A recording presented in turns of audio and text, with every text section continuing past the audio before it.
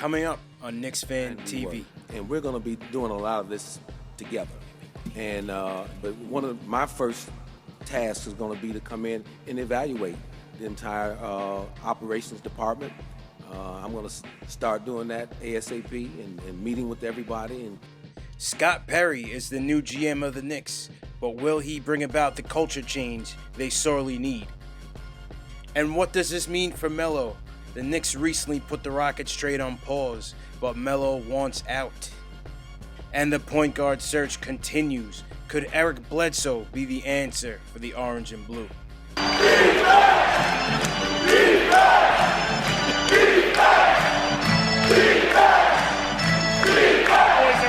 Knicks Fan TV, back again with another episode. Hope everybody had a great weekend. It was certainly a great weekend, nice and warm weekend out here in New York. A couple of tidbits we wanted to get off our chest today. First, before we get in, let me just say to everybody that tuned in on the live feed on Instagram Sunday morning, thanks for everybody who got involved and got their questions across. It was a great time, great conversation, and we will be back next Sunday on Instagram Live at 10 a.m. Eastern Time. Again, talking Knicks, answering your questions, your comments, and just having a good conversation. So shout out to everybody that joined us on the live chat this morning. Back to the news of the Knicks, the news of the week. As you see, the Knicks are dominating the offseason. Every day is another story.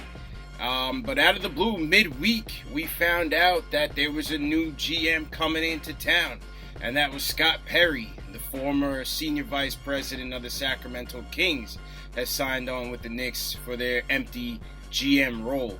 At the time of his signing, we also found out, as most of us knew, that Steve Mills was being upgraded to the president position permanently.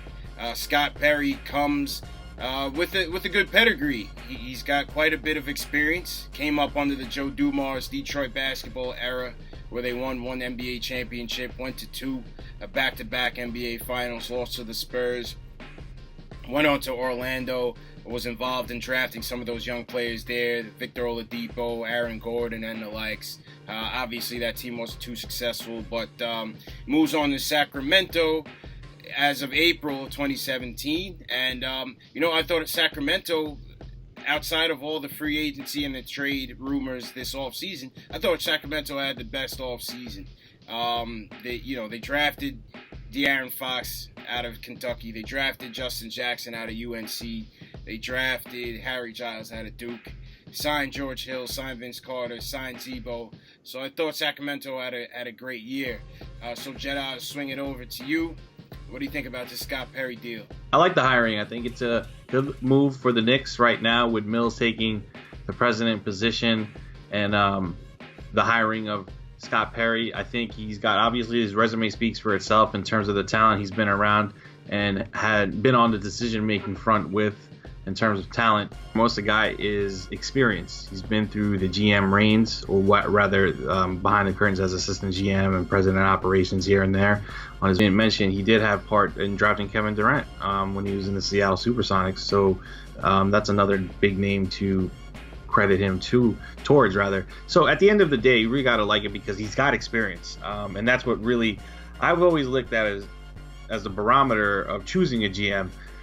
I was a Donnie Walsh fan, wasn't such a big Grunwald fan, but I like the Perry pick. He's been around, and he's been associated with drafting great talent in terms of collectively making that talent win consistently from a playoff and a championship perspective. That remains to be seen. He was on the staff with the Detroit Pistons, as you mentioned, so he's got that, but I haven't really seen anything outside of that in terms of developing the players into stars, well, outside of Kevin Durant, obviously. So I'd like to get his take on that moving forward. But I do like it, and the reason being is that a lot of people are going to look at this as, well, he's another crony, it's another puppet. Mills goes up to president. Well, that's what I was going to ask you. How do you feel about him potentially? How do you feel about him gelling with this Knicks establishment? Establishment has been a word we've been throwing around in the political arena, but it seems like at the Garden you have a hierarchy led by James Dolan.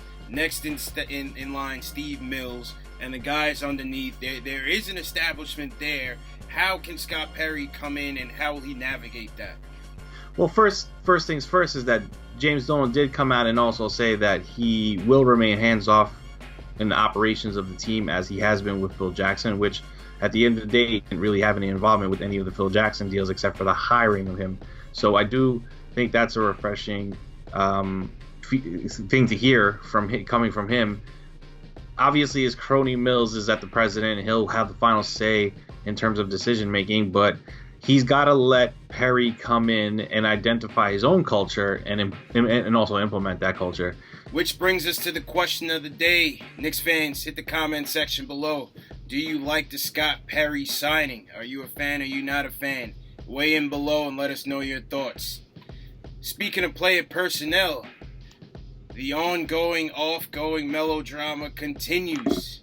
The once thought to be close trade to the Houston Rockets is now put on pause. Seems as though the Knicks want to re-engage with Melo and see where he's at with things.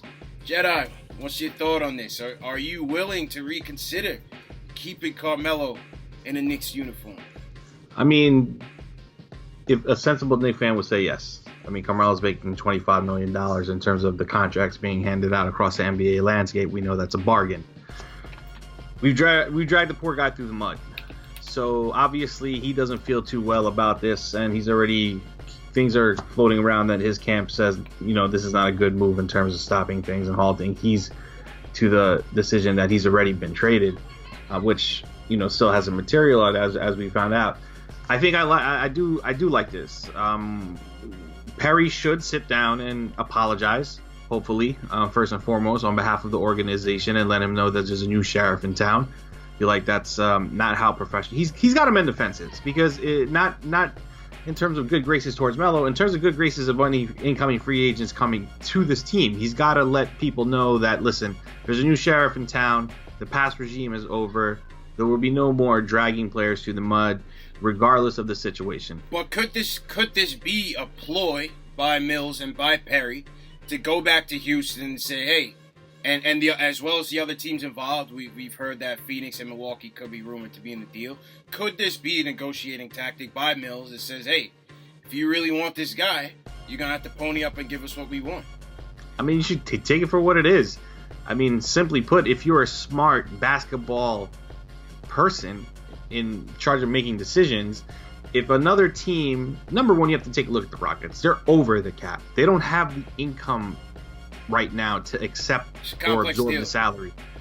Right, to absorb the salary. So that's what you have to get. As deep as these conversations have gone, they probably haven't gotten anywhere, because they have no money. They have to make substantial roster moves in order to alleviate financial burden to bring in the contract of Melo, if we decide to take on that personnel that they want to send to us. And that leads me to the next thing. Ryan Anderson for Carmelo Anthony? Nobody. Come on, man. No, let's be honest here. Forget that's not a good trade. The prudent decision is to tell them, guys, you haven't really provided anything, regardless of the fourth team, the third team, that make it attractive for us. We're not going to give a person who scored 25 points per game, about to be 15 straight consecutive seasons of scoring such, if I'm not, don't quote me on that. They need to get back to the drawing board. And listen, like I said, if this is a negotiating tactic, I like it. It's about time we had an administration here that was shrewd at the negotiation table and wasn't just open to allowing us to be fleeced.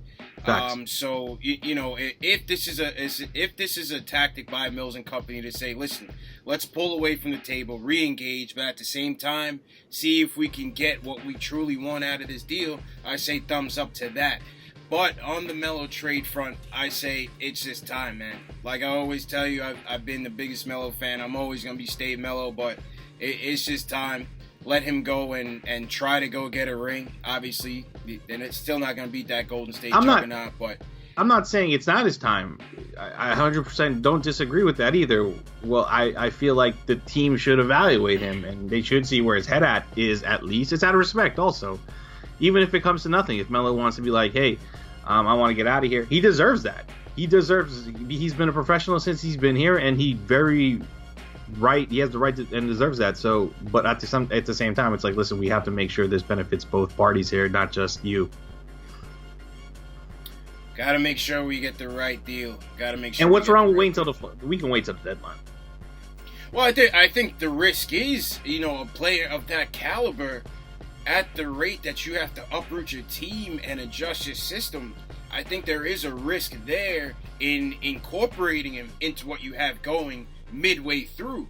I think that's a big risk with a player like that. I mean, even look now with the Rockets. You mean incorporating him into the system that we want to proceed with? That particular team. So let's say the Rockets now. Take a look at the Rockets now. There's a big adjustment that they have to make between putting two ball-dominant stars with CP3 and Harden.